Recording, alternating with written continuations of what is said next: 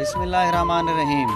दोस्तों, कल से एक खबर चल रही है कि सुप्रीम कोर्ट ऑफ पाकिस्तान ने पाकिस्तान में यूट्यूब को बंद करने का अंदिया दे दिया है। सुप्रीम कोर्ट ने ऐसा अंदिया क्यों दिया, उसकी दरअसल वजह ये है कि कुछ यूट्यूबर वो ऐसा कर रहे हैं कि पाकिस्तान में वो पाकिस्तानी फ़ौज के ख़िलाफ़ और कुछ वीडियो फ़िरका वारियत के ख़िलाफ़ यानी कि वो फैला रहे हैं। तो सुप्रीम कोर्ट ने कहा है कि ये चीज़ें बंद होनी चाहिए, इसलिए उन्होंने यूट्यूब को बंद करने का अंदिया दिया है। इस चीज़ को लेके बहुत सारे यूट्यूबर परेशान हैं। हमने भी सोचा कि हम भी अपना मौक़िफ़ दे दें। हम ये समझते हैं कि ऐसा जो लोग कर रहे हैं वो गलत कर रहे हैं।